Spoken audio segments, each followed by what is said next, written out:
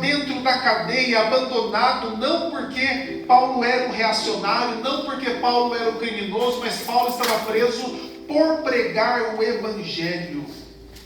Imagina a situação do apóstolo, e em nenhum momento nós vemos ele reclamando, nós não vemos Paulo ali murmurando, não, muito ao contrário, ele diz que o Senhor é a alegria dele. É por isso que essa carta de Paulo à igreja de Filipe é a única carta que Paulo não está repreendendo uma igreja, mas ele está exaltando o que tinha nessa cidade de Filipe.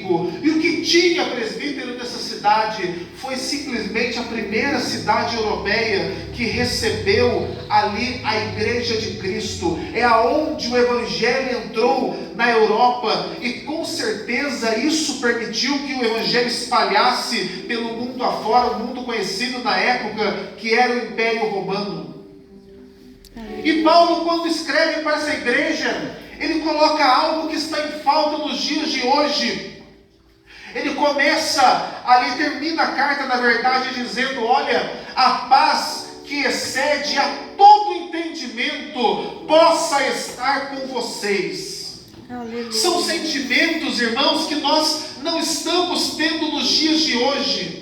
Apesar de termos uma avançada tecnologia, apesar de nos vestirmos melhor, de nos alimentarmos melhor, existe algo que falta para o mundo, que é a paz que excede o entendimento. E essa paz só é possível se encontrar não em igrejas, porque se igreja fosse suficiente, os religiosos todos seriam salvos. Isso se encontra somente em Cristo.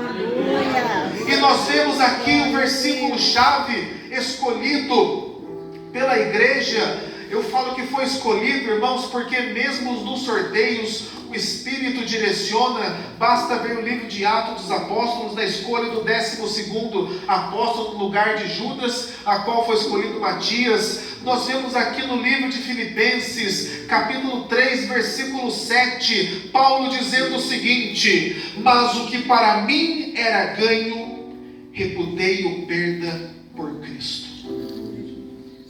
Aqui Paulo está falando que ele tinha algo que era mais precioso para ele, mas que perdeu completamente o valor. Ele está mostrando que ele tinha algo precioso que era importante para ele, mas que hoje não vale mais a pena para ele. Isso se chama, irmãos, redefinição de prioridades. Nós temos que entender bem o conceito de prioridades no reino dos céus. O reino dos céus, a Bíblia fala para nós, Jesus dizendo em Mateus capítulo 6, a partir do sermão da montanha, que nós temos que ter prioridade em nossas vidas. Nós temos ordens no reino dos céus que têm que ser seguidas. Todos nós conhecemos que o primeiro mandamento a qual o Senhor dá a Israel ainda no deserto é que nós devemos amar a Deus acima de todas as coisas. Nós devemos, irmãos, como Jesus complementando no Novo Testamento, a qual ele indica que temos que buscar primeiramente o reino dos céus e a sua justiça, e as demais coisas nos serão acrescentadas. Todos nós sabemos disso, só que muitas das vezes nós não cumprimos com essas prioridades. Nós colocamos as prioridades que vêm ao nosso coração. Nós vemos aqui no livro de Lucas, simplesmente o cumprimento da promessa do Antigo Testamento, se fazendo carne e habitando no meio dos homens. Nós vemos o cumprimento da primeira profecia que o homem recebe lá no Éden, a qual diz que viria em forma humana alguém que ia esmagar a cabeça do diabo. Aleluia. Nós estamos vendo nesses versículos de Lucas simplesmente o Salvador do mundo chegando. Aleluia. Aleluia. Mas infelizmente não foi percebido vida a sua chegada. Isso demonstra falta de prioridade. E infelizmente vivemos isso nos dias de hoje. A igreja se preocupa com tantas coisas. Nós ficamos tão atribulados com nossos afazeres e esquecemos que um dia Ele prometeu que voltaria. Aleluia. Ficamos presos, senhores obreiros, em pequenas picuinhas. Há um absurdo de se chegar irmão que não fala com o irmão, passa reto do lado do irmão e ainda quer se sentar na mesa do cordeiro para cear e ainda canta vem cear. Eu pergunto para você, que tipo de ceia que você acha que vai participar se você for arrebatado?